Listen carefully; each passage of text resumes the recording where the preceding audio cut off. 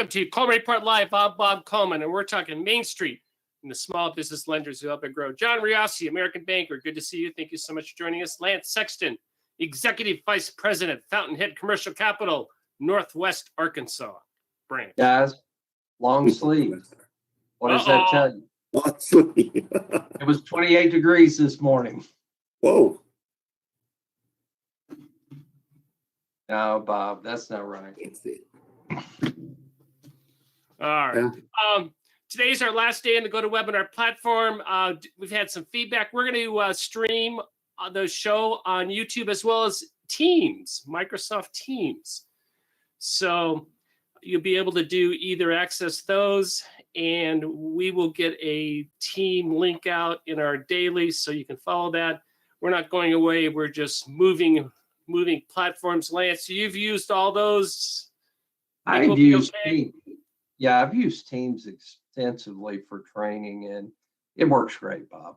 I've had no problem. Early adapters on GoToWebinar. In fact, we talked to them. We were one of the first signups back, I don't know when. Back then, that was the only way you could do webinars, and we're still paying a hefty price, so we're not going to do that anymore. So that'll be. I got to figure out what to do with my nice green screen, though, John. I don't know if I'm going to will I be able to keep it, or is it going to go bye-bye? I think you'll be able to put a background on there, Bob, but maybe not a green screen background. Don't put that back up. Hey, I want to talk about what was announced last week for John and Lance. Both you guys are expert in this. I want to talk about the Community Advantage Lenders SBLC license. Now, correct me where I'm wrong, but the maximum loan is $350,000 in Community Advantage loan. Lance, can they process these loans POP?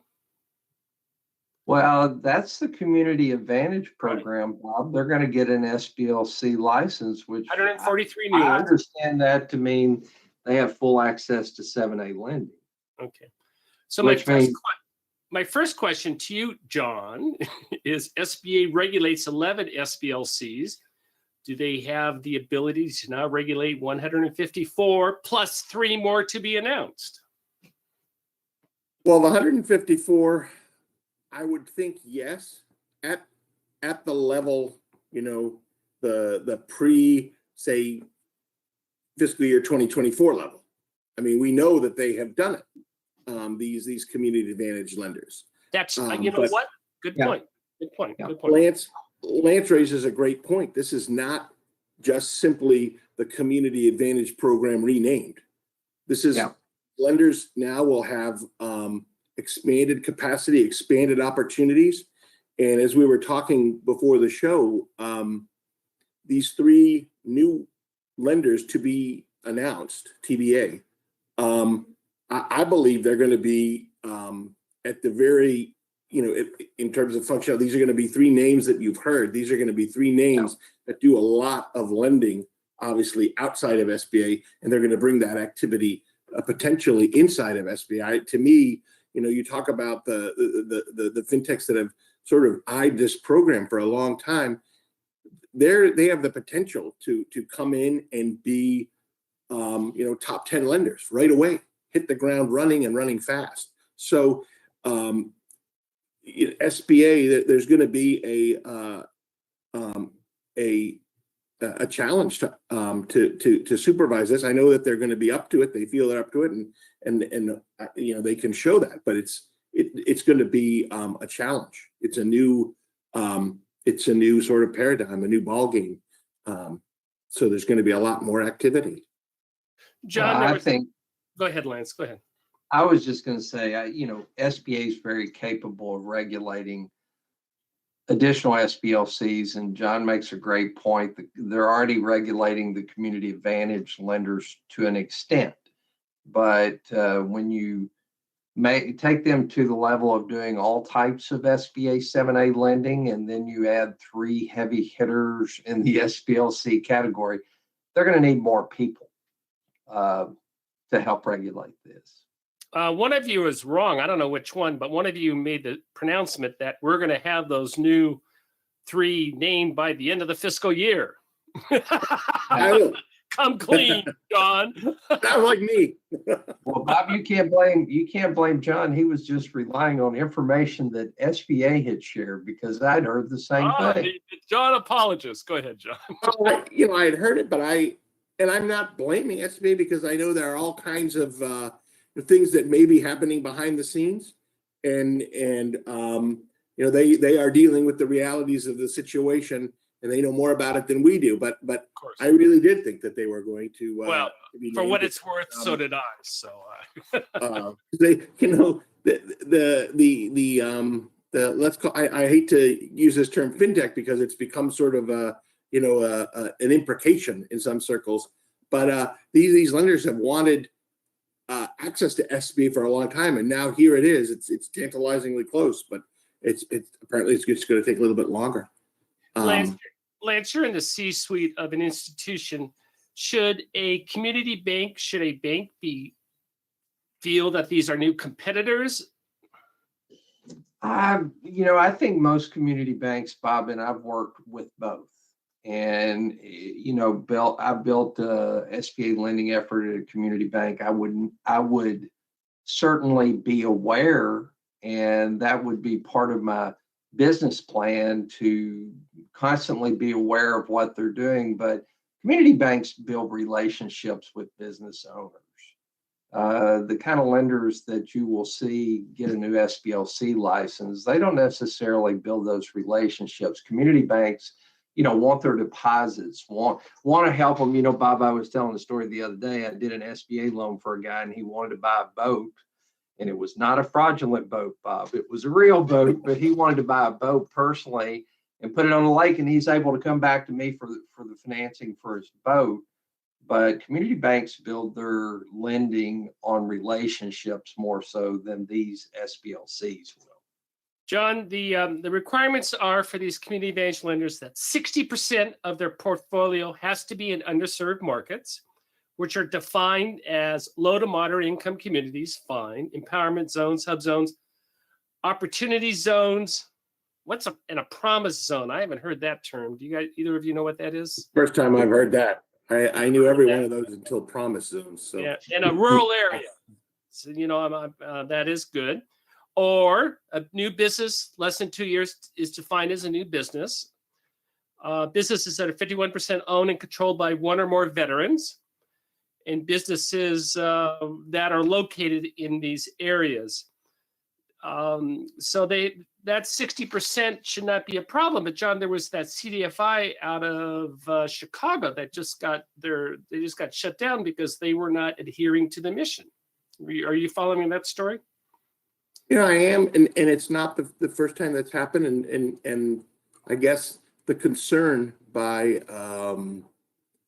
maybe I don't want to put words in Senator Cardin's mouth, but the concern by people who wanted, perhaps were more comfortable with the program as it was, Community Advantage, is that it's just a temptation, and that's the wrong word, but they'll have a much wider field of play, and so the focus gets a little bit blurred. Or at least there's the record keeping is going to be important. Also, that 60% are loans to underserved groups, minority groups, women-owned, et cetera, et cetera. So that covers a broad base. But Lance, again, it's limited at $350,000. Now, the question I have is, obviously, these loans are more riskier than real estate-based loans. So how is SBA going to manage that? And B, are they going to, in their reviews, their numbers are going to be skewed higher? How is SBA going to manage that, and how are the community managed lenders going to be able to manage to that? Well, I certainly look forward to seeing the results of this, Bob, because you bring up a good point. There is a need to serve underserved markets. There is a need to serve rural markets. We all agree with that, but with that comes additional risk for the agency. And it's, they'll be using the same underwriting guidelines that every other 7A lender uses. But again, you won't find a lender in the country, Bob, that if two veterans came in with a great idea that wouldn't lend the money to. I'm just, and you won't find somebody in a town of 50 people that if they came to me as an SBA lender and they had a solid business plan that I wouldn't provide the loan for. Yeah. So I think there is some inherent risk, but there is a huge push to meet underserved markets. And this is going to help them do it. Oh, I certainly hope so. I certainly hope so. Very good. John, what are you reporting on these days out of Washington? Well, just the tail end of earnings, but we've talked about fintechs getting into the program, SBLCs, and I did have a chance to speak with the CEO of Lendistry. I haven't gotten the story together yet, just because the earnings crush is pretty intense. But this really is the last week. But it's very impressive what they did in a very, very short time span. And that this is an interesting point. Prior to getting that license, and they received their license last year and becoming one of the right now 14 SBLCs, they were a community advantage lender. And opening up the doors, or at least widening the field of opportunity, becoming an SBA 7A lender. Obviously, I don't know exactly the numbers, but they did a lot more business this year than they've ever done in the past, and they intend to do a lot more in the current fiscal year. They did a lot more in FY23. That is, so that's a potential proxy for all these 154 lenders. What are the advantages to operate as an independent SBLC without a bank charter?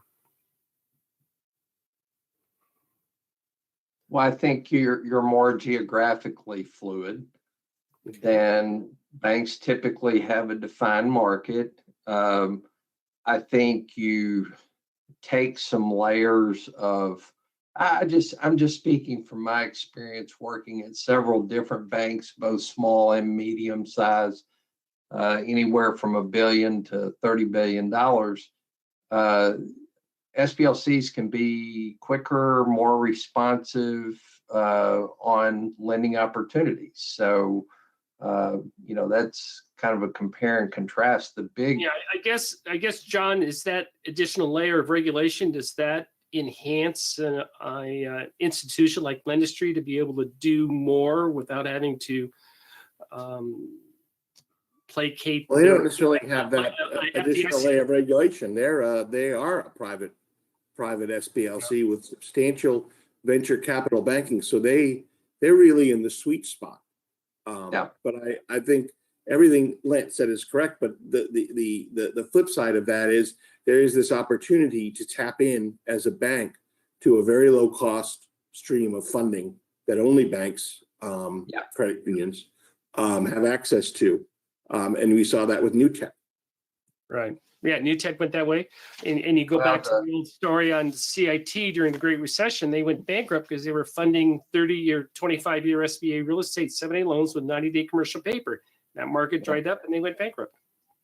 I think the big elephant in the room, guys, is we have SBA professionals that are, we don't have enough SBA professionals, and you take this large group of SBLCs that will suddenly be in the S or 7A space, and you take the 3 new SBLCs that are not the 3 new non-community advantage SBLCs. SBA personnel is going to be at a premium going forward because these people will have to have seasoned, knowledgeable SBA professionals. Yeah, they've certainly had their toe in the water. John, any idea of what type of volume those 143 have done? I should have that. I don't have that, I confess. They've all done small volume. I mean, you look at the you just look at the overall volume for the program, and right. I believe it was under $1 billion. It's remained under, or if it's $1 billion, it's barely over $1 billion. Right. So they're mission lenders, and that's what the program was intended them to be, mission lenders, and they do in addition to the risk, I would imagine, and it just from the few that I've talked to, there's a lot more work with those lenders to get them to the point of where you can actually fund the loans and cut checks, you got to do a lot more work than a bank does with doing more conventional SBA lending. Great. Well, let's conclude this conversation with this. You mentioned it a couple times, and that is fintech lenders. Yeah. What is this? What is their status today, and what is their status specifically with SBA 7A lending? Well, they're private lenders, and I more and more I hate the term fintech because banks, Right, I know. they're doing fintech lending. Everybody Yeah. everyone is. So what we're talking about is more a depository and non-depository, and I don't want to say bank because there's hundreds of credit union SBA lenders as well. So I don't want to be careless in the terminology, but that's really it. They're non-depository SBA lenders. More importantly, to that point, they're not regulated by either the FDIC, OCC, state banking regulators, and the credit union regulators, the NCUA and the state credit union regulators. They don't have that regulation, which SBA has, been able to leverage. And that's one of the reasons why SBA, when you look at the size, is such a small institution for everything they do. It's such a small organization. I think I like to go, but I would be surprised if they have 1,500 employees. I'm pretty sure they're under 1,500 employees, and to do what they do with that kind of a staff is impressive, and that's what Congress sort of says. Why are you taking this formula that's works so well and potentially altering it? Well, not even potentially anymore, and altering it. So. Yeah. Well, it'll be fascinating to watch, and we'll obviously follow it closely. SBA is getting very, very good. If you've gone to their website lately on disclosing data, and there's a lot of analysis that you can do on that. Gentlemen, very good conversation. So let's recap. Friday will be on Teams. I will send the link out, but do me a favor, go to the YouTube channel. Go ahead, John. You have your finger at me. I'm going to stop talking. We were talking about, the advantages and disadvantages between, bank and depository and non-depository SBA lender. And actually, this does really focus on the bank issue. So I'll say bank and non-bank. I wonder if there are more non-bank lenders that really would like to become banks, at least think about becoming banks, but have looked at the Lendistry, actually not Lendistry, I beg your pardon, the Newtek experience, and it took them a solid year, and they were a very solid lender. There's nothing wrong. There's nothing unsafe. They had this long track record, and it took a solid year for them to be approved for their and God knows how much money it cost them for that. And this is on the others. The very small number of new banks that get approved every year, new charters. Who decided that it should be the hurdle should be that high for new charters? I'd like to know when that was decided, when it was voted on by elected lawmakers, because I'm now pontificating, but I love it. I would imagine there are more people that would want to think about this, but they look at what Newtek went through and said, there are better things to do. Yeah. Well, that's, and I haven't thought about that, but you're right. Newtek had it's a different business, and maybe it's a different model. But but they were a very solid organization. Oh, absolutely. Yeah. Oh, absolutely. They've done well, very well. Yeah. They haven't brought the system to banks sort of hiccup, but they did very well. Yeah. But they managed that fine, and it was a blip on their earnings and whatever. So that was not an issue with them in the long term. Very good. Great, John. I appreciate that. It's fascinating where industry is going, and it's great to have the two of you to put things into context, into perspective. Anyway, so we'll do teams. So do me a favor, go to our YouTube channel. It's YouTube Coleman Report. If you would subscribe to that, I'm trying to get up to 1,000 subscribers, which good things happen from YouTube for us when that happens. But again, you'll be able to look at it at either Teams or YouTube, and we will go ahead and send the link out. Gentlemen, thank you very much. And thank you everyone for joining us today for Coleman Report Live and for supporting America's Main Street. one entrepreneur at a time. Have a great day.